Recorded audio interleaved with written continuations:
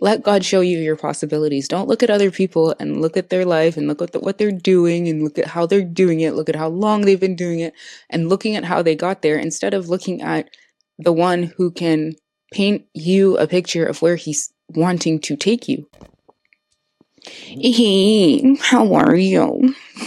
Happy Tuesday. Okay, hey guys, what's up? Welcome back to Can It Be? This week we're on miracles. We're on miracles. Okay, so I'm going to talk about, well, I'm not going to talk about, but there's this like thing that I've been reading. I know this story, and if you know the story, you know the story, but I've never seen this until this past week. So it's about the healing at the pool of Bethesda. Okay, so later on there was a Jewish feast. This is John 5:1. And Jesus went up to Jerusalem. Now in Jerusalem, near the sheep gate, there is a pool, which is called in Hebrew Bethesda, having 5 porticos. In these porticos lay a great number of people who were sick, blind, lame, withered. I just always think about it, sick, so they were unwell. They were blind, they could not see. They were lame, they couldn't move or stand or be able-bodied. And they were withered, waiting for the stirring of the water, for an angel of the Lord went down into the pool at the appointed season and stirred up the water. The first one to go in after the water was stirred was healed of his disease. There was a certain man there who had been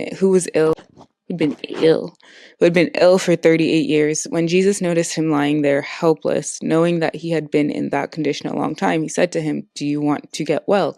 The invalid answered, "Sir, I have no one to put me in the pool when the water is stirred up, and while I am coming to get into it myself, someone else steps ahead of me." Jesus said to him, "Get up, pick up your pallet, and walk." Immediately the man was healed and recovered his strength and picked up his pallet and walked. Now that day was the Sabbath, so the Jews kept saying to the man who had been healed, "It is the Sabbath, and you are not permitted to pick up the pallet, da da da da." The point is, so this guy is sitting there. He's not the only one sitting there. I just told you that there were people who were sick, they were lame, they were whatever. And like, when Jesus noticed him, and you might be like, why did he not notice everybody else? But like, I'm not John the Beloved who's transcribing this. When Jesus noticed him lying there helpless, knowing that he had been in that condition a long time, he noticed him and he knew immediately that he was in that condition for a long time. It's like if you were able to look at someone, observe them in the Trader Joe's line, or like see them somewhere walking outside and being like, oh, well, that person has been just disappointed by this person about this, has been disappointed by everyone in their life, essentially. Or, I don't know, something less morbid. Like, it could be positive. I'm just going with the flow of what's going on. Or you can look at them and be like, oh, that person is like a singer. Like, just by looking at them, right? He said to him, "Do you want to get well?" The invalid answered, "Sir, I have no one to put me in the pool when the water is stirred up. And while I am coming to get in myself, someone else steps down ahead of me." That's not what he asked. He said, "Do you want to get well?" And then he goes on explaining the present condition, right? So Jesus represents condition A. He says, "Do you want to get well?" The ideal scenario, the whole scenario, the healed scenario, the best case scenario. He answers, not agreeing to it, but with everything that's on his heart, with everything that he's been holding on to, he thinks the solution to his wellness, him being well, is him getting up, is him being taken up by people to put him in the pool when the pool is stirred. That's what he perceives in the frame of his mind, which makes sense. Like, he's been here for 38 years. It's like, you've watched everyone else get healed in the same exact way. You've watched everyone else do something in a certain way. So in your mind, if it doesn't happen for you in that way, you will never get to the end result of what you want in the first place, which is to be well and to be whole, right? And Jesus said to him, "Get up, pick up your pallet, and walk." Who is to say? Because Jesus looked at him and saw his condition, right? So Jesus is looking at him, seeing his condition, right? Jesus noticed him lying there, knowing that he had been in that condition for 38 years. So Jesus can look at you and see what condition you've been in. And he knows the solution to that condition, or the exchange for that condition, right? Because Jesus represents life, number one. And life with him is always exchanged for something else. He gives you his life. You no longer have to be living in death and all of its cousins. Right? He speaks a word of life, and all of a sudden you have hope. And hope is like the thing with feathers. No, hope is the like water to a dying tree. There's still hope for a tree that's been cut down. Because at the scent of water, it will what? Sprout again. There is still hope for this man's health, which has been cut down, because at the scent of water, which is the word of God, you can't even, there are things that you don't even have just because of where you've been, for how long you've been there, you have no way of knowing what will actually get you to where you want to be or how you want to be when you get there. You don't know. You don't know the combination of events. You don't know the combination of scenarios. You don't know the people that have to be lined up in place along with their specific locations and the timing of you don't know the timing of things. You don't know the combination of timing. You don't know the combination of things.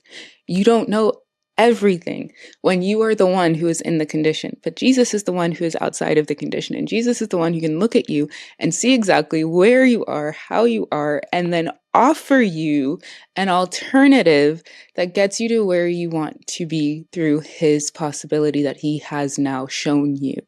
Let God show you your possibilities. Don't look at other people and look at their life and look at what they're doing and look at how they're doing it. Look at how long they've been doing it and looking at how they got there instead of looking at the one who can paint you a picture of where he's wanting to take you.